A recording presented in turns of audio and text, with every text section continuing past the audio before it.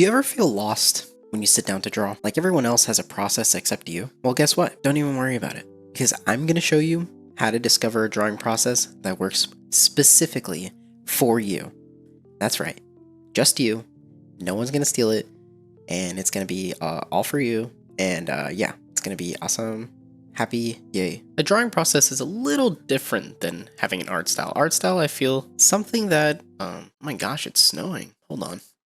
Art style is something that comes about as a result of your drawing process. A drawing process is important because it's your personal way of getting things done, right? It's your personal approach to creating. And if you have one that's very structured, it can make drawing easier in the long run because you already have that process that you can fall back on. And if you saw my last video about why I don't like the term art style, then you know that these videos are basically meant to help you find your own way to create. Now, there's a couple of reasons why you probably don't have a process yet. Number one being that you compare yourself to others a lot. You may be looking at other artists in your space right now that you want to emulate.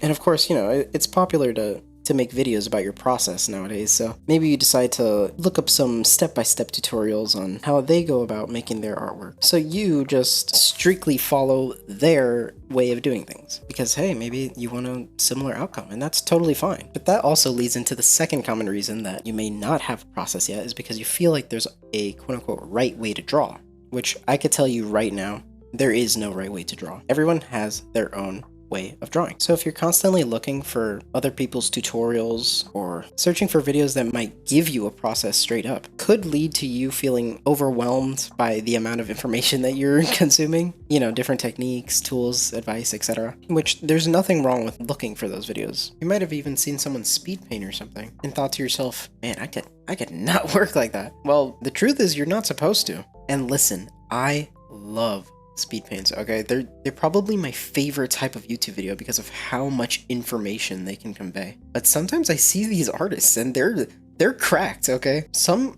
artists do like 1, 2, 3 sketches on top of each other, and then they do a color rough of the entire image, and then they start all over again.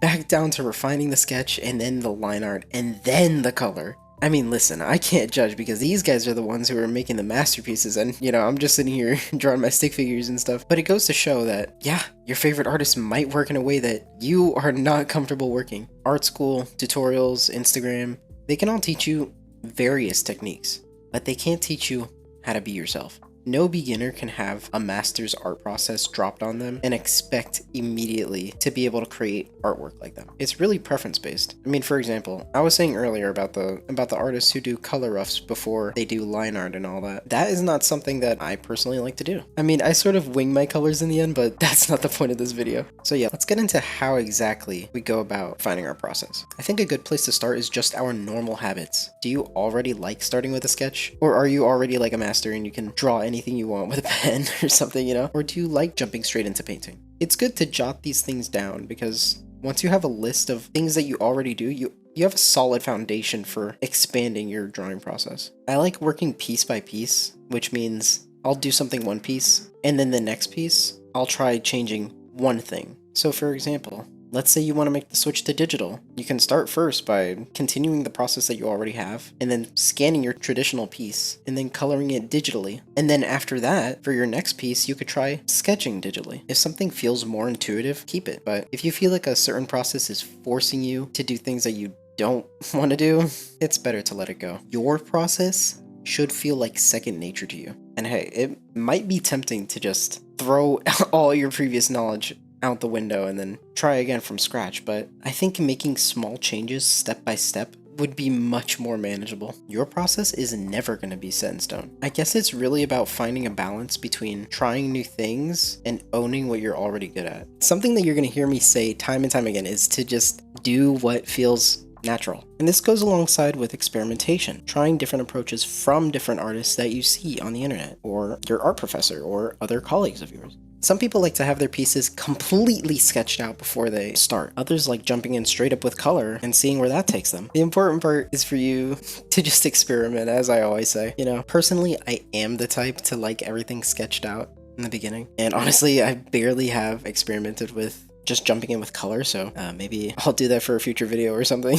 But yeah, it really depends on the outcome that you want your work to be at. Try taking a look at your favorite pieces that you've done and ask yourself, what did I do during the process that made everything end up the way that I wanted it to? Then you could take a mental note of that, and for your next piece, you'll know what you want to do differently. And as I said before, there's tutorials on this like all over the internet, so feel free to base your process on someone else's process, but don't be afraid to tweak them to fit your specific needs. Your process doesn't exactly have to look like master artist number 229, and even once you build your process and you're comfortable with it, please be flexible. Your process is going to evolve as you do. You're going to be seeing new things your entire life. You may go to museums, you may go to the park. Things like these, you can definitely incorporate them into your drawing process. Study your favorite artists. You can even take multiple steps from different artists and mash them all together if you want. The goal at the end of this really is to feel comfortable with what you're doing, which I value much more than perfection.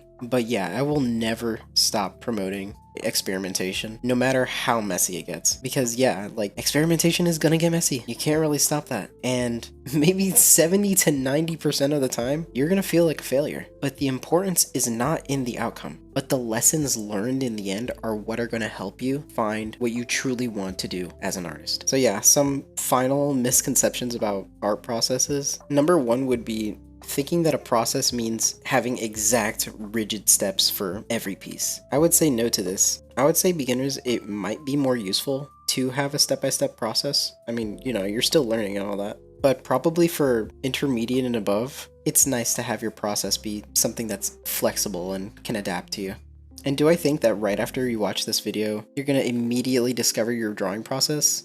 No. I think it's something that's gradual, and it really takes a lot of time spent in your craft for you to figure these things out. And again, it's okay to borrow ideas from other people's, you know, tutorials and their Instagram reels and all that. But ultimately, you're going to be the one to take these things that you've absorbed and have them work for you, not the other way around. Your drawing process is going to be personal. It's going to be unique no matter what you do, and it's always going to be evolving. So it's not about finding the right way to draw, it's about finding your way to draw. What's something that you would want to add about your art process, or something that you want to learn? Feel free to add it in the comments and, you know, share your thoughts on this topic.